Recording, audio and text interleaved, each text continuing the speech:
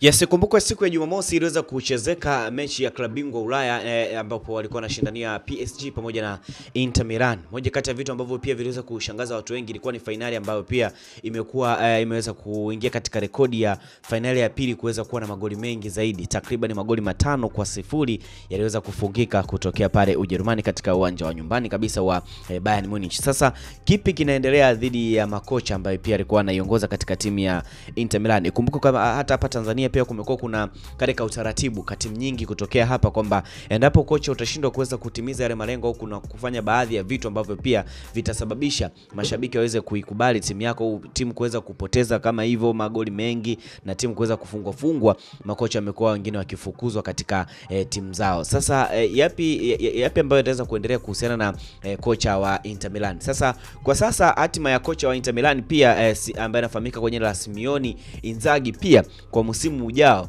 bado haijawa na uhakika, ingawa pia mkataba wake aliweza kusaini mwaka 2024 mpaka 26 aliweza kuongeza mkataba huo. Sasa matokeo ya hivi karibuni yameweza kuleta mashaka kuweza kuhusu mustakabali wake na timu ya Inter Milan. Sasa mambo gani ambayo yameweza kumwathiri bwana mshikaji, nikimaanisha Simeone? Sasa kipigo kikubwa kwenye finali ya ligi kuu mabingwa, Inter Milan aliweza kupoteza kwa mabao 5-0 dhidi ya PSG katika finali za ligi kuu ya mabingwa, ikiwa ni mara ya pili ya Inzaghi kufikia finali na kuweza kushinda au kuweza kushindwa kufurukuta na kuweza kushinda katika game hiyo ndani ya miaka 3 mfululizo ambayo pia aliweza kujaribu kuweza kuingia. Sasa matarajio yake na mabadiliko yako vipi? Kuna ripoti za kwamba Inzaghi ameweza kupokea ofa ya kuvutia kutoka katika klabu ya Al Hilal ya Saudi Arabia ambayo pia inampa mshahara wa pound milioni 25 kwa mwaka,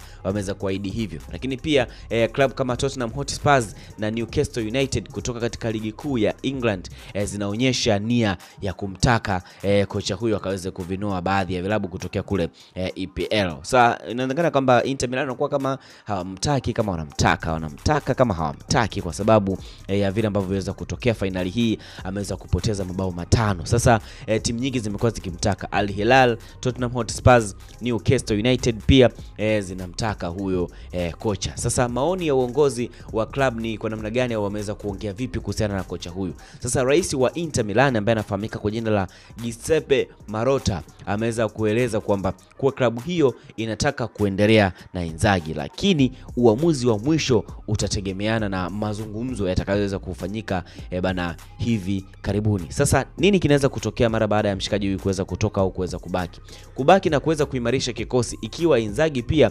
atapewa uhakikisho wa kuweza kuimarisha kwa kikosi hiki kupitia usajili mpya, anaweza kuamua kubaki na kuweza kujaribu tena msimu ujao, nikimaanisha 25-26 kuondoka kwa hiari pia.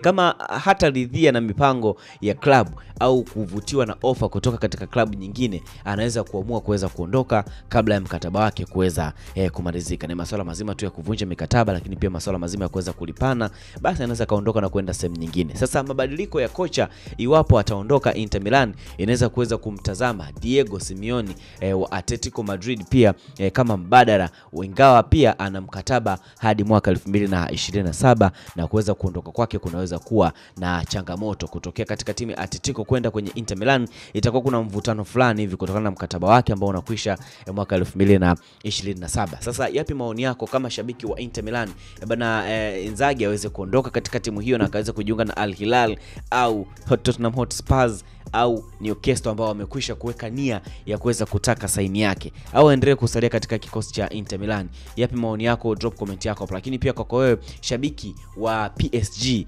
unawachekelea lakini pia unafurahi ukiwa wapi kwamba timu yao ambayo imeweza kuifunga inaweza kutapatapa, inaweza kuhangaika kwa kipindi hiki? Drop comment yako hapo, tutakomentisha kinoma noma. And my name is Zildad kabisa. Take love for this. Ciao.